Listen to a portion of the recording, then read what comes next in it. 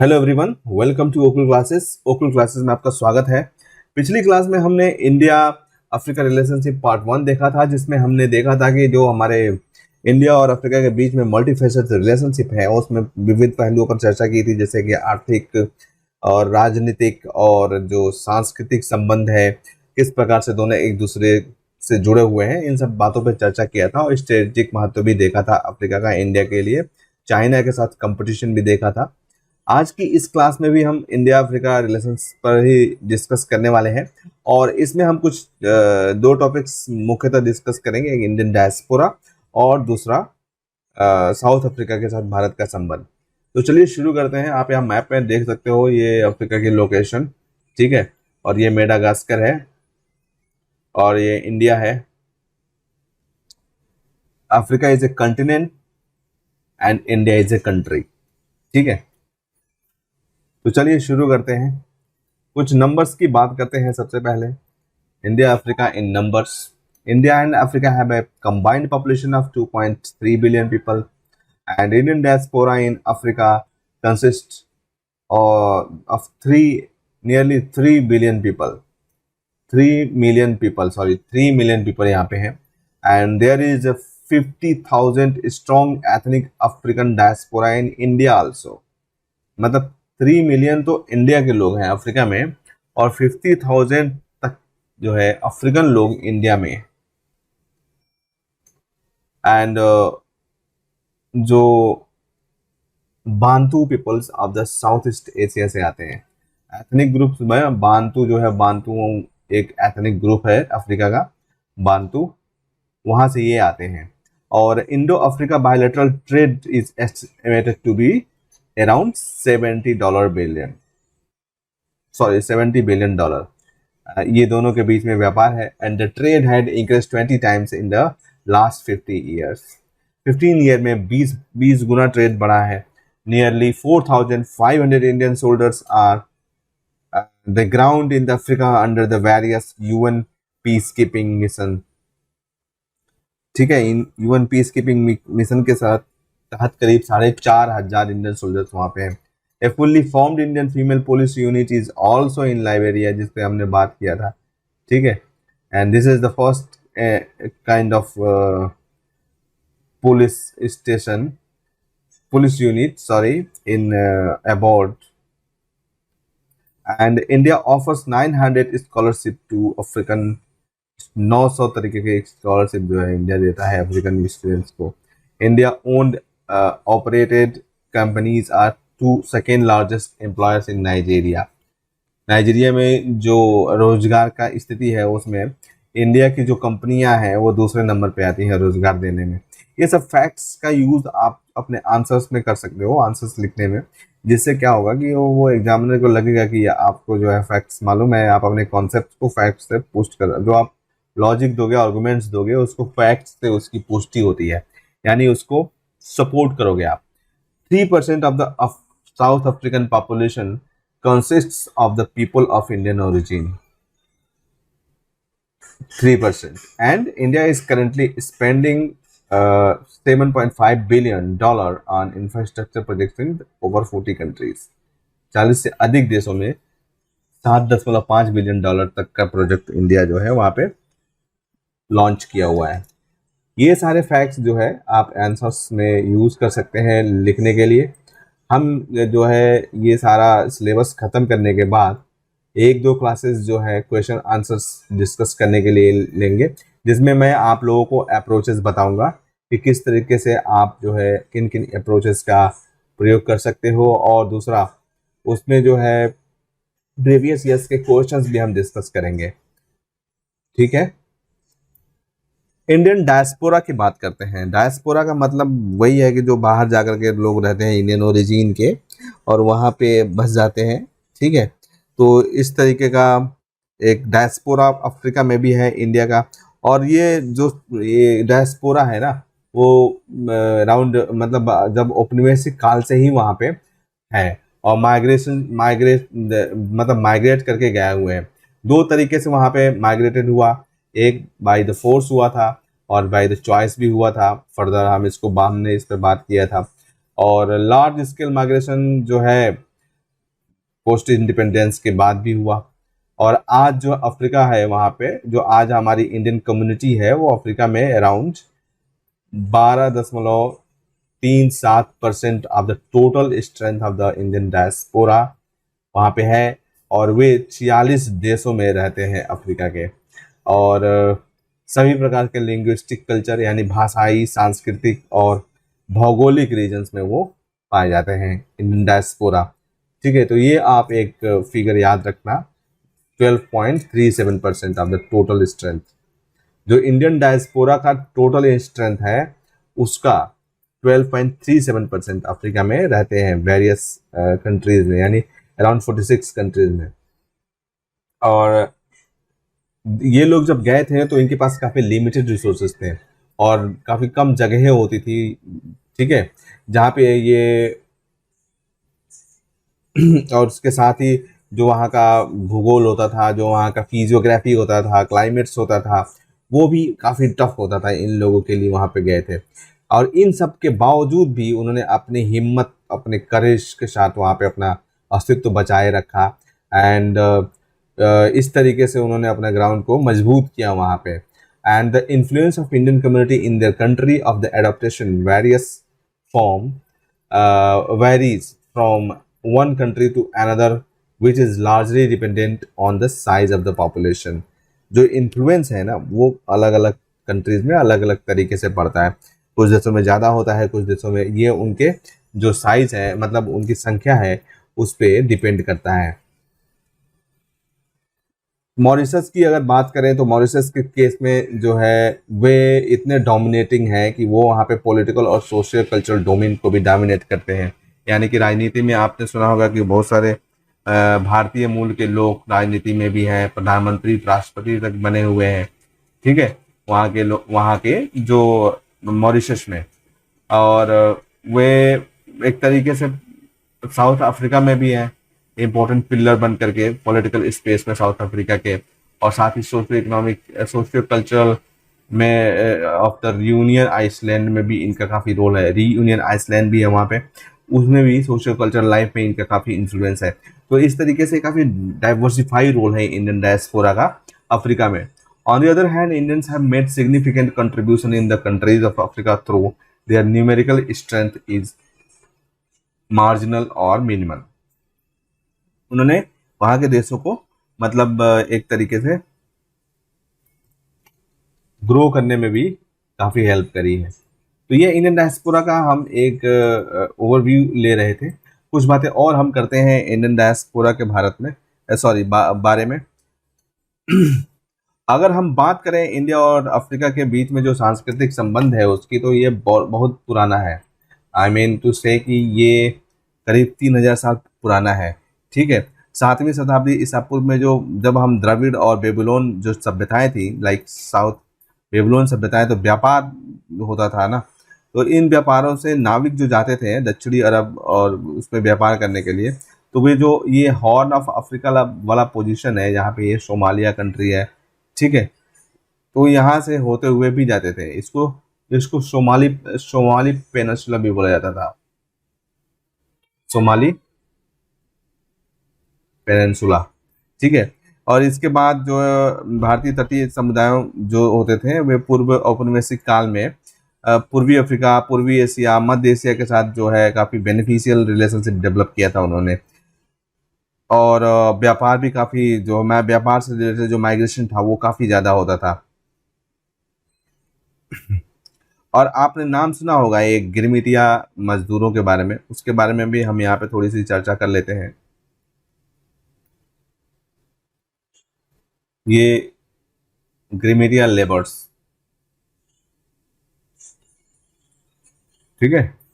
तो गिरमिटिया जो थे भारतीयों द्वारा जो जब प्रवास अफ्रीका में प्रवास की जो दूसरी लहर आई थी ना, वो भले तो वो व्यापार के लिए जाते थे पहले प्राचीन काल में, और दूसरी लहर का भाई उपनिवेशवाद जब शुरू हुआ था इंडिया में, उसके बाद आई थी 19वीं और 20वीं शताब्दी की शुरुआत में। तो ये क्या करते थे, भारतीयों को गिरमिटिया मजदूरों के रूप में लेकर के जाते थे। गिरमिटिया मजदूर जो होते थे वो बागान में काम करते थे वहाँ पे, और वो उन्होंने जो वहाँ पे स्लैब्स थे ना, उनकी जगह लेनी शुरू कर दी गिरमिटिया मजदूरों ने।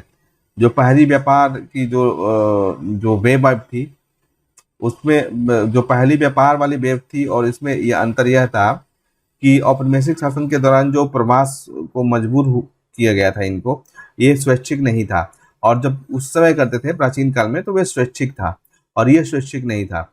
यह ध्यान देने वाली बात यहाँ पे यह है कि कुछ विदेशी जो भारतीय विदेशों में अपने जो औपनिवेशिक सरकार की सेवा भी करते थे वहाँ पे, लाइक अफ्रीका में जा करके वो क्लर्क की नौकरी करते थे, शिक्षकों की नौकरी भी करते थे। ठीक है, उन्होंने एक तरीके से जो औपनिवेशिक सरकारें हैं उनके विस्तार में हेल्प भी किया।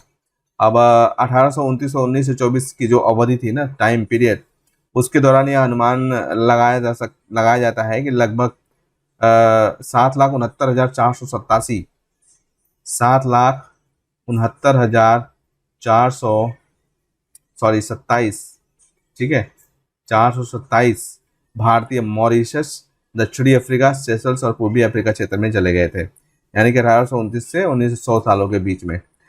उपनिवेशीकरण के बीच में भारतीय और अफ्रीका में बड़े पैमाने पर ब्रिटिश साम्राज्य जैसे कि सियरा लियोन और उसके सबसे आम उदाहरण दक्षिण अफ्रीका शामिल किया जा सकता है। गिरमिटिया मजदूर कैसे आए थे? उनको जो है पैसा दिया गया, पहले यहाँ पे लोन ब्रिटिशर्स के द्वारा पैसा उनको दिया गया, साहूकारों के द्वारा, महाजनों के द्वारा जो पैसे दिए जाते थे, तो वो पैसा ले लेते थे, लेकिन अगर वो किसान वो क्या करते थे, उसको चुकाने में असमर्थ हो जाते थे, तो वो एक तरीके से बॉन्ड हो जाते थे उनकी बात को मानने के लिए। तो इसलिए उनको अफ्रीका इसी बॉन्डेज के तहत भेजा जाता था, गिरमिटिया मजदूरों को। और इनमें से अधिकांश जो है बागानों में काम करते थे, जहाँ पे चीनी बनाने के लिए गन्ने की खेती की जाती थी। ठीक है, और जो गिरमिटिया मजदूर थे, उनको उनका शोषण भी काफ़ी होता था, और जो उनके कॉन्ट्रैक्ट्स होते थे उनको दोबारा से रिन्यू कर दिया जाता था। और इसके कई सारे आपको पता चल सकते हैं कि जो आपको मिल सकते हैं, आप नेट पे सर्च करोगे तो बहुत सारे ऐसे गिरमिटिया मजदूरों के साथ जो है जो दुर्व्यवहार, अमानवीय स्थितियां बनी हैं, उसके उदाहरण आपको मिल सकते हैं।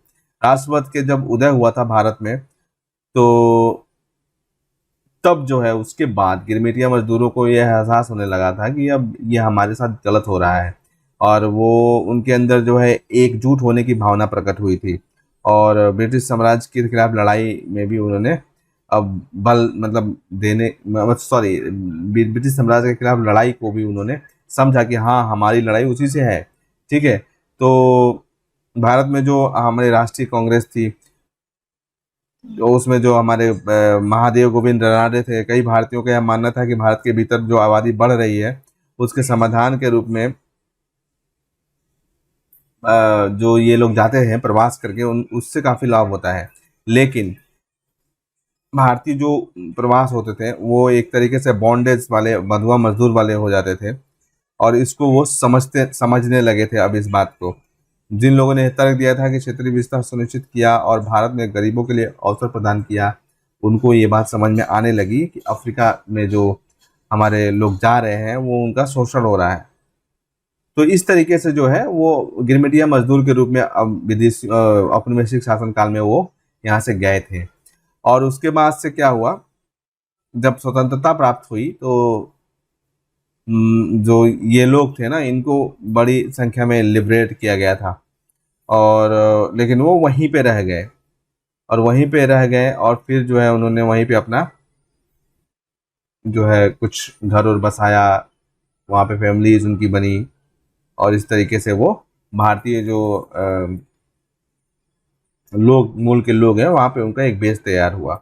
बाद में कुछ लोग जो है आकर्षण की वजह से भी, अपनी चॉइस की वजह से भी गए। तो जो अफ्रीका के भीतर भारतीयों की जो बड़ी आबादी है, उसका फायदा अफ्रीका में भारत की विदेश नीति को एक शेप देने में या विश्वास ज़्यादा बनाने में प्रभावी हो सकती है। गांधी जी का जो दक्षिण अफ्रीका में अपना इतिहास रहा है, नस्ल भेद और रंग भेद के खिलाफ जो उनकी लड़ाई रही है, इससे उनको इसमें फ़ायदा पहुंच सकता है। तो ये हमने देखा एक तरीके से इंडियन डायस्पोरा का। अब हम देखते हैं इंडिया और साउथ अफ्रीका के बीच में संबंध। तो इंडिया और साउथ अफ्रीका, जैसा कि साउथ अफ्रीका को आप जानते ही हैं, मैप में काफ़ी पुराना संबंध है और कोई नया संबंध तो है नहीं। गांधी जी के बारे में आपने सुना ही होगा कि 1800 सॉरी 1893 में गांधी जी यहाँ पर गए थे एक केस की सुनवाई करने के लिए। ठीक है, तो सेंट पिट्स मॉरिसबर्ग में उनको ट्रेन से फेंक दिया गया था और फिर उन्होंने वहाँ पे ये चीज़ समझ में आई कि क्यों जो है वो नफरत करते हैं गोरे लोग जो है ब्लैक पीपल से।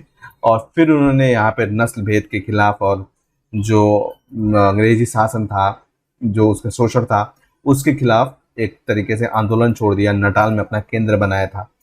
ठीक है, और वहाँ पे वो गए थे एक केस के सिलसिले में और वहाँ रुक गए वो 20 साल तक, अराउंड 20 साल तक वहाँ पे रुक गए गांधी जी। और उन्होंने काफ़ी कुछ बदल दिया वहाँ पे। ठीक है, लड़ाइयाँ वहाँ ने उन्होंने अंग्रेजों को झुकने पर मजबूर भी कर दिया। तो इसी से हमारा जो है एक संबंध दिखाई देता है। काफ़ी पुराना संबंध है ब्रिटिश अफ्रीका और भारत का, काफ़ी घनिष्ठ संबंध है साउथ अफ्रीका और भारत का। अगर यहाँ पे हम बात करें तो जो strengthening the Indian South Africa partnership is vital in the context of Africa's development, specially to provide a viable alternative to the China model. और चाइना के मॉडल को चैलेंज करने के लिए वहाँ पे और उसका एक विकल्प देने के लिए ज़रूरी है कि भारत अपना संबंध जो है साउथ अफ्रीका के साथ मजबूत बनाए। The fast growing and fast prospering population of Africa will present itself a major opportunity for the rest of the world। ठीक है, वो पॉपुलेशन वहाँ पे बढ़ रही है अफ्रीका की और जो एडवांस्ड पॉपुलेशन है वो एक दुनिया के लिए एक अपॉर्चुनिटी हो सकती है। और इंडिया के साथ जैसे हमने बात किया कि काफ़ी हिस्टोरिकल टाइज है उसके, जैसे कि 1.5 million people of Indian origin जो है वो साउथ अफ्रीका में रहते हैं। और जो भारत का जो है अच्छा संबंध बनाने में मदद कर सकता है। किसका? भारत का। भारत और साउथ अफ्रीका के बीच में अच्छा संबंध बनाने के लिए और उनकी जो समस्याएं हैं, उनकी जो आकांक्षाएं हैं, वो अफ्रीका की जो कंट्रीज हैं उनमें कई सारे डायमेंशंस में रखती हैं। वो जो है climate change, keeping trade open and avoiding the big power dominations, इन सब में भी इंडिया का काफ़ी हेल्प हो सकता है। और इंडिया और साउथ अफ्रीका जो है, इन जो एफर्ट्स हैं, ये जो प्रयास हैं, उनको एक फ्रेमवर्क देने के लिए कुछ फोरम्स पे मिलते हैं, जैसे कि G20 हो गया, इंडियन ओशन रिम एसोसिएशन हो गया, ठीक है, ब्रिक्स हो गया, इप्सा हो गया। और ये robust maritime security in the Indian Ocean is not just bilateral significance. ठीक है, मैरीटाइम सिक्योरिटी को लेकर के जो अब मैरीटाइम के लिए तो अगर अब सिक्योरिटी को लेकर के जो भी समझौते होते हैं वो सिर्फ बायलैटरल, उसका आउटकम तो नहीं होगा, वो पूरे रीजन को ही इस एक तरीके से लेकर चलने का दृष्टिकोण यहाँ पर दिखाई देता है। और जो डिफेंस रिलेशनशिप है दोनों के बीच में, वो ज्वाइंट प्रोडक्शन पे फोकस करता है, यानी कि दोनों संयुक्त रूप से मिल करके उत्पाद करने की बात करते हैं। तो ये कुछ हमने बैकग्राउंड देखा। अभी हम कुछ इस पे और भी चर्चा कर लेते हैं। तो जो भारत और दक्षिण अफ्रीका के जो हाल ही में हमारे प्रधानमंत्री नरेंद्र मोदी और दक्षिण अफ्रीका के राष्ट्रपति जो थे Cyril Ramaphosa, our prime minister Narendra Modi ji, और वहाँ के जो राष्ट्रपति हैं सिरिल रामफोसा, सिरिल रामफोसा, उनके बीच में वार्ता हुआ। कई क्षेत्रों में सहयोग को बढ़ावा देने के लिए 3 वर्षीय रणनीतिक कार्यक्रम पर जो है सहमति हुई थी। ठीक है, 3 years of strategic programme, strategic programme. ठीक है, तो हम कुछ इसमें बात कर लेते हैं कि अगर मतलब इसमें क्या बातें हुई थी। तो रामफोसा जो वहाँ के राष्ट्रपति हैं, उन्होंने कहा कि उनका देश जो है 3 इयर्स स्ट्रेटेजिक एक्सचेंज प्रोग्राम को लागू करने के लिए जो है एक रिजल्ट ओरिएंटेड पार्टनरशिप चाहता है इंडिया के साथ। और जो रणनीतिक कार्यक्रम होगा ना, उसमें सुरक्षा, व्यापार, निवेश, नीली अर्थव्यवस्था यानी कि ब्लू इकोनॉमी, पर्यटन, IT, कृषि सहित सभी क्षेत्रों में सहयोग किया जाएगा। और जो रामफोसा जी थे वो क्या थे? वो गणतंत्र दिवस के मुख्य स्थिति थे जब उन्होंने ये साइन किया था। तो और उसके एक और एक साल के भीतर जो है, जो राष्ट्रपति हमारे थे वहाँ के राष्ट्रपति रामफोसा जी थे और हमारे प्रधानमंत्री पीएम मोदी जी हैं, उन दोनों की मुलाकात, चौथी बार मुलाकात हुई थी ये। तो आप देख सकते हो इससे किस तरीके से जो है रिलेशनशिप क्लोज हो रहा है। और अगर हम बात करें दक्षिण अफ्रीका का महत्व क्या है, एक बार फिर से व्यवस्थित रूप से देखने की कोशिश करें, तो भारत के साथ निकटता के कारण दक्षिण अफ्रीका भारत की सुरक्षा, विशेषकर हॉर्न ऑफ अफ्रीका के क्षेत्र में, आपने देखा हॉर्न ऑफ अफ्रीका की हमने बात करी थी, ये हॉर्न ऑफ अफ्रीका जो है यहाँ पे जो ये रेड सी से होते हुए मेडिटेरियन सी तक जाने वाला रूट है, यमन की खाड़ी है, ठीक है, यहाँ तक जो है, यहाँ पर काफ़ी इम्पोर्टेंस रोल, क्योंकि ये जो सोमालिया यहाँ पे एक तरीके से फेल्ड, असफल राष्ट्र या फेल्ड नेशन की भूमिका में है। फेल्ड नेशन का मतलब होता है कि उसको अपने देश पे कंट्रोल नहीं है। तो यहाँ के जो पायरेट्स हैं, पायरेट्स मतलब सी पायरेट्स, सी पायरेसी की जो ओशन पायरेसी की जो समस्या है, ठीक है, ये काफ़ी डोमिनेट हो गई है इस नेचर, इस रीजन में। तो इस दृष्टिकोण से इंडिया को सिक्योरिटी के दृष्टिकोण से भी, और इस रीजन में जो है कुछ एक्सट्रीमिज्म भी है, लाइक अल शबाब का की उपस्थिति है, ऑर्गेनाइज्ड क्राइम का खतरा हमेशा बना रहता है। और अफ्रीका हमारे जो ऊर्जा के स्रोत में डाइवर्सिटी लाने में भी मदद कर सकता है, जो हमारी एकीकृत ऊर्जा की नीति के घोषित उद्देश्यों में से भी एक है। क्या है हमारे एक इंटीग्रेटेड एनर्जी पॉलिसी का एक घोषित उद्देश्य क्या है कि हम अपनी जो एनर्जी सोर्स है उनको डाइवर्सिफाई करेंगे। तो ये एक उसमें अफ्रीका भी मदद कर सकता है। और अफ्रीका का आप जैसे कि जानते हो कि अफ्रीका सोना और हीरे के बहुमूल्य धातुओं का बहुत बड़ा भंडार है वहाँ पे, ठीक है। तो इस दृष्टिकोण से जो है यहाँ पे निवेश, इन्वेस्टमेंट इंडिया के द्वारा काफ़ी अच्छा ऑप्शंस है, इन्वेस्टमेंट अपॉर्चुनिटी भी है यहाँ पे इंडिया के लिए, ठीक है। और जो अफ्रीका भारत की सॉफ्ट और हार्ड पावर दोनों को प्रदर्शित करने के लिए एक अच्छा जो है प्लेस है। यहाँ पे आप हार्ड और सॉफ्ट पावर दोनों को प्रदर्शित कर सकते हो। United Nations peace keeping operation के माध्यम से अफ्रीकी देशों की शांति और स्थिरता में भारत सक्रिय रूप से शामिल भी रहा है। जैसा कि वहाँ पे यूनाइटेड नेशंस क्या है, अफ्रीका की बात हो रही है, अफ्रीका यूनाइटेड नेशंस के पीस कीपिंग जो मिशंस हैं, यूएन पीस कीपिंग मिशंस, उसमें इसमें जो है ना यूएन पीस कीपिंग मिशंस में इंडियन जो आर्मी है,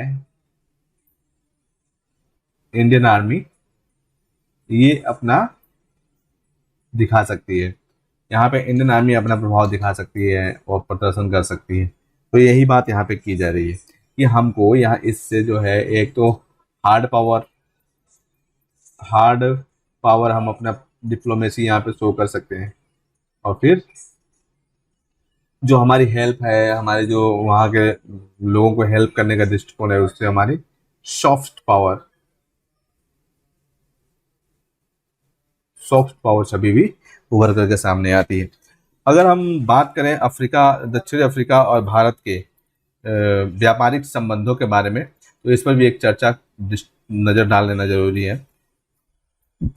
दोनों देशों के बीच व्यापार की काफ़ी संभावनाएं हैं, जिसमें कि जो व्हीकल्स हैं और मोटर के वाहन होते हैं जिनको, और इसके जो कंपोनेंट्स हैं और जो ट्रांसपोर्ट के टूल्स होते हैं, ड्रग्स एंड फार्मास्यूटिकल्स, इंजीनियरिंग के सामान, जूते, डाई और कपड़े, चावल, ज्वेलरी, जेम्स, आभूषण, ये सभी शामिल हैं इसमें। और दक्षिण अफ्रीका से भारत सोना, स्टीम कोल, तांबा, फास्फोरिक एसिड, मैग्नीज, अयस्क, एल्युमिनियम, इग्रोट और जो मिनरल्स हैं वो आयात करता है। और बहुत मतलब डिकेट्स से जो है Tata automobile, IT, hospitality and ferrochrome plants यहाँ पे बना हुआ है। यूबी ग्रुप्स के होटल, पे महिंद्रा ऑटोमोबाइल्स और कई भारतीय दवाई कंपनियां जैसे कि रैनबैक्सी, आप कह सकते हो रैनबैक्सी, सिप्ला आदि यहाँ पर जो है क्या करते हैं, निवेश किया हुआ है। साथ ही आईटी कंपनियों ने दक्षिण अफ्रीका में अपना पसंदीदा मतलब एक तरीके से प्लेस है उनके लिए। भारत जो है ना, शाकू यानी कि SACU,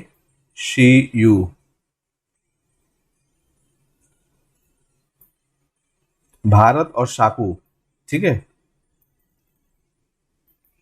इंडिया एंड शाकू। शाकू का फुल फॉर्म क्या है? सदर्न सदर्न अफ्रीकन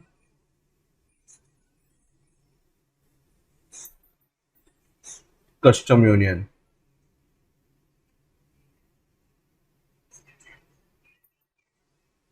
तो सदर्न अफ्रीकन कस्टम यूनियन के साथ भारत और साकू के 5 दौर की वार्ताएं 2010 से अभी तक हो चुकी हैं और अभी भी जो है चल रही हैं वार्ताएं।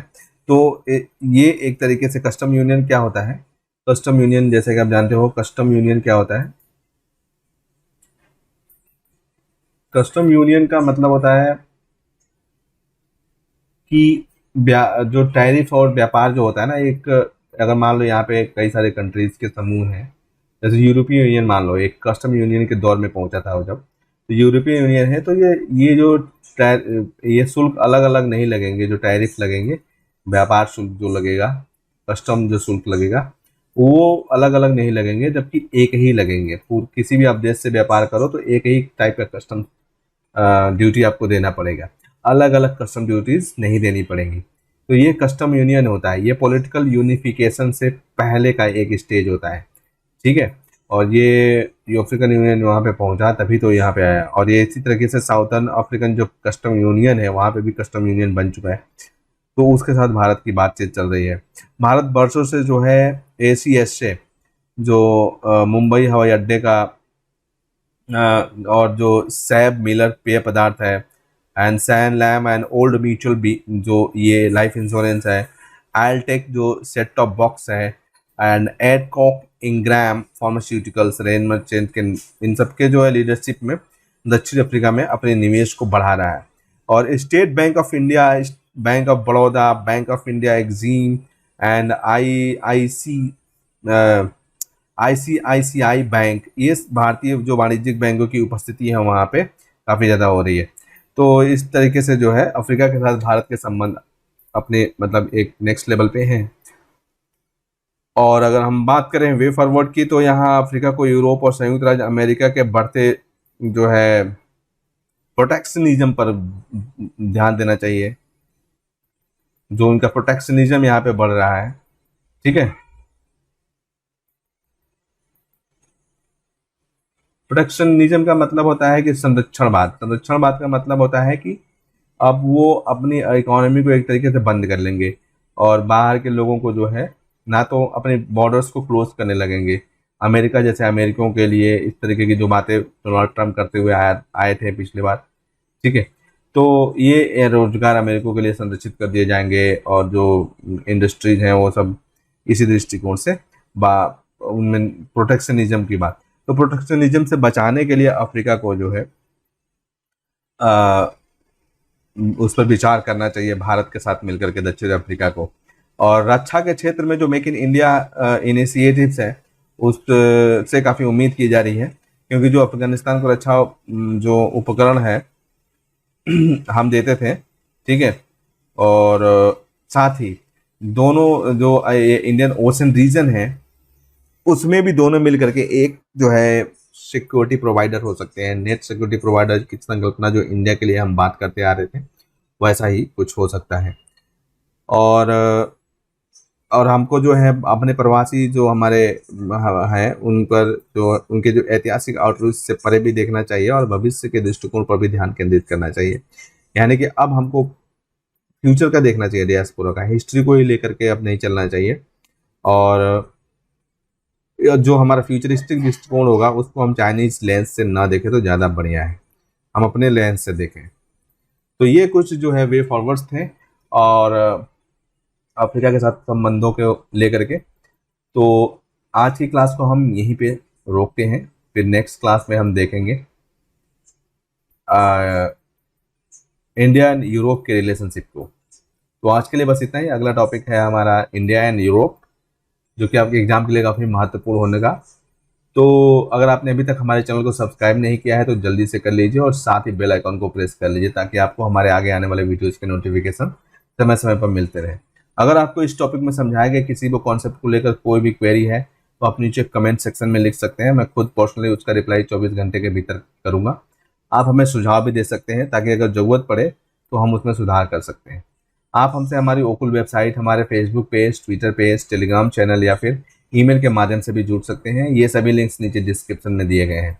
और इन वीडियोज़ को अपने दोस्तों के साथ, अपने कलीग्स के साथ शेयर करना नहीं भूलें ताकि इनसे उनकी भी हेल्प हो सके। इस सेशन में हमसे जुड़ने के लिए आपका धन्यवाद। मिलते हैं अगले सेशन में बहुत जल्द। तब तक ओकुल के साथ लर्निंग को एंजॉय करते रहें। Thank you so much.